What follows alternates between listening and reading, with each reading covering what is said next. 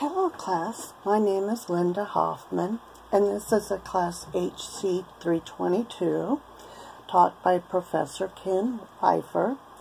It's the week 2 discussion to courtroom drama. I am making this video to argue my decision for either the plaintiff or the defendant in the matter of case number 3. Public hospital corrects impersonable disclosure of PHI in response to a subpoena. The issue is whether there were impermissible reuses and disclosures of patients' protected health information, the PHI, and the plaintiff from the AU hospital, the defendant. I will be reviewing arguments for both the plaintiff and the defendant in this case, and then I will make a decision to rule in favor of either the plaintiff or the defendant. The plaintiff is Jennifer. She is suing AU Hospital, which is a general hospital, for impermissible uses and disclosures of her protected health information, the PHI. The defendant, AU Hospital, is defending their organization, stating they did not wrongfully disclose of any of her PHI. First argument I viewed was with the plaintiff Jennifer. She is claiming that AU Hospital disclosed her PHI in response to a subpoena. She argues that her privacy was violated because she claims AU Hospital failed to verify that the party seeking her PHI made reasonable efforts to contact her and notify her of the request. They also did not have a court order. She argues that there was a breach of confidentiality because AU Hospital disclosed her PHI to another party without her consent or knowledge, nor did they even make any reasonable efforts to locate her. Jennifer argues her privacy was violated because she was not in control of her PHI, nor was she notified of their request.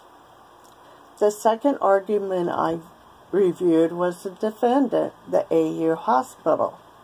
The representative for AU Hospital is defending that the hospital took out any identifiable information of the patient on the documents that were disclosed to the other party.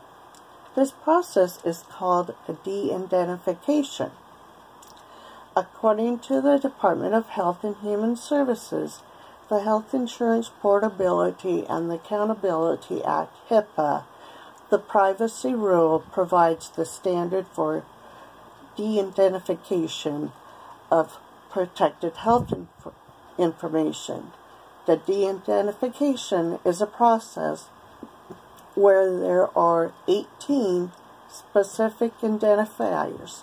Some of those are the names, the dates, the phone numbers, and the social security number of the patient's records. If all 18 identifiers were removed from the patient's file, no longer was any definable qualities that were a direct link to Jennifer, so they no longer are obligated to notify Jennifer. According to HIPAA, there wasn't a breach of a PHI because they did remove all 18 identifiers. Once the de-identification is implemented, the privacy rule does not apply because it does not restrict the use of a disclosure of de-identified health information, as it is no longer considered a protected health information. Under the HIPAA, the privacy rule is only applicable if impermissible uses and disclosures of a patient's protected health information is violated.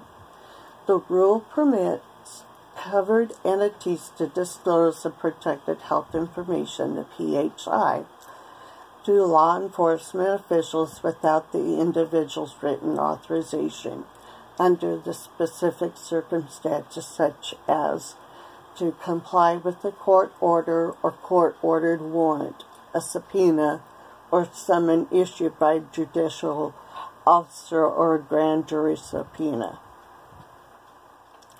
A covered entity may disclose protected information for law enforcement purpose to a law enforcement official if specific conditions are met, including a court order or a court-ordered warrant, or a subpoena, or a summons by a judicial officer.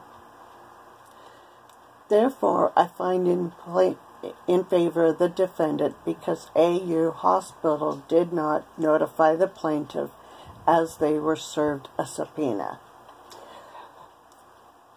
The references I used was the Department of Health and Human Services, the guidance regarding methods for de-identification of protected health information in accordance with the Health Information Portability and Accountability Act, HIPAA, privacy rule. Thank you.